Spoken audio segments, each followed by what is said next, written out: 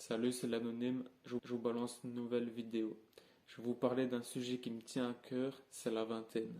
Je me suis toujours posé la question, pourquoi certaines personnes réussissent pendant que d'autres s'effondrent. La conclusion, elle est simple, tout se résume à nos choix. Pour moi, c'est une décennie charnière. Et pour en avoir parlé avec plusieurs personnes, c'est toujours le même constat.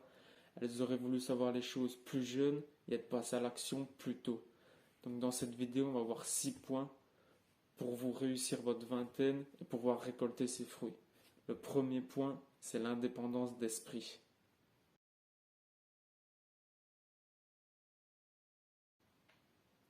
De nos jours, la personne qui pense par elle-même, elle a un avantage énorme. Il y a beaucoup de copies conformes tout autour de nous. Des personnes incapables de voir le monde de leurs propres yeux. Pour eux, le Nutella, c'est bon pour la santé et le Coca-Cola, c'est désaltère. Tout ça, c'est du bétail qui va consommer un maximum et qui finira par se faire abattre. Et ça, c'est le destin de beaucoup de débiles, mais aussi parfois de personnes très intelligentes qui ont fait des études et tout ce qui s'ensuit, mais qui sont bloquées dans des schémas de pensée, dans ce que la société nous a bourré dans le crâne depuis des décennies maintenant. Donc, pour développer votre indépendance d'esprit, je vous invite à prendre du recul sur tout ce qu'on vous balance à la gueule à longueur de journée, que ce soit à la TV, sur Internet ou même en dehors de chez vous. C'est important d'être un leader et pas suivre bêtement la vie du peuple. Et quand je dis leader, je ne parle pas de diriger 50 personnes. C'est important de commencer par soi. C'est important d'avoir foi en soi, de savoir qui tu es, où tu vas et ce que tu veux. Une fois que tu as les idées claires, il va être important de lire, de te former et aussi d'écouter des audios sur ce que tu souhaites améliorer et sur ce qui t'intéresse. L'apprentissage, ça ne s'arrête pas après l'école. Deuxième point, dans ton corps. Si ton esprit c'est le moteur, alors le corps c'est l'essence. Tu dois avoir une bonne hygiène de vie et bouger ton corps pour faire simple. Le matin, tu préfères boire de l'eau et manger un fruit plutôt que de faire un café et fumer une clope. Encore une fois, c'est sur les fondations qu'on creuse l'écart. Vous avez déjà certainement remarqué, dans le cinéma, souvent on prend des mecs de 30 piges pour jouer des gamins de 20-25 ans. Et l'exemple le plus marquant ces dernières années, c'est Cillian Murphy dans la série Peaky Blinders. Il interprète un homme de 29 ans et il en avait 37 à l'époque, si mes calculs sont bons. Mis à part le fait qu'il ait une bonne gueule et qu'il a encore tous ses cheveux, je suppose que c'est quelqu'un qui a pris soin de lui. Et vous faites pas avoir par les clopes et le whisky qu'il enchaîne. Tout ça, c'est que du cinéma. Troisième point, on va voir les finances.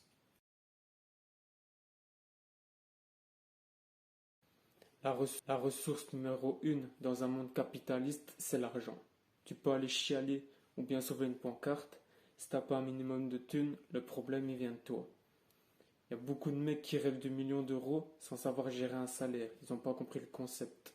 Et encore une fois, c'est dans les fondations qu'on creuse l'écart.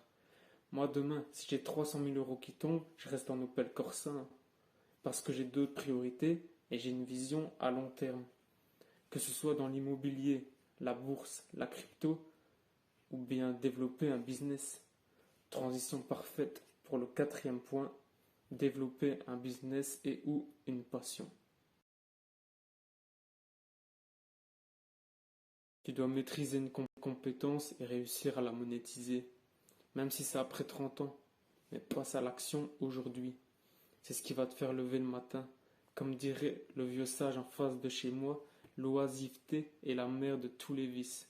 Tu préfères être le mec qui retrousse ses manches, qui passe à l'action et qui monte les crocs, ou bien une grosse larve consommatrice qui se laisse guider que par un plaisir éphémère. Avoir des objectifs, c'est ce qui va te faire tenir debout.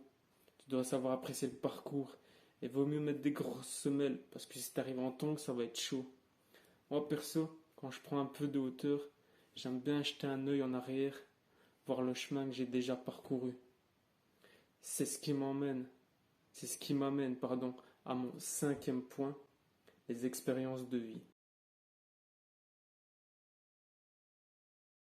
Aujourd'hui, il y a un paquet de mecs coincés dans la peur, incapables de sortir de leur zone de confort.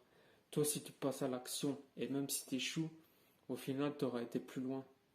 Et sortir de ta zone de confort, ça va te faire apprendre des choses sur toi et sur la vie en général. Et que ce soit dans n'importe quel domaine. Imagine, t'es là en soirée, il y a une meuf que tu trouves mignonne, qu'est-ce qui t'empêche d'aller lui parler? Et si ça tombe, au final, la meuf, elle attend que ça. Après, si tu fais les choses correctement, blabla, tu connais l'histoire. Bref, bouge, prends l'avion, voyage, va en festival, fais ce que tu veux. Ça sert à ça aussi les finances. Mais il faut savoir faire la part des choses. Tout ce qui est iPhone, voiture à crédit, Balenciaga, Gucci, tout ça dans 10 ans, ça n'a plus de valeur. Alors que les expériences de vie, elles restent gravées en toi. J'en viens au dernier point, l'entourage. Je peux pas finir la vidéo sans parler de la famille. La famille, ça ressource, ça donne de l'amour. C'est un sujet très personnel, donc je vais pas développer. Mais aujourd'hui, il y a beaucoup de personnes qui se sentent seules, qui devraient passer plus de temps avec leurs proches, plutôt que donner de l'attention à des gens complètement inutiles sur Internet.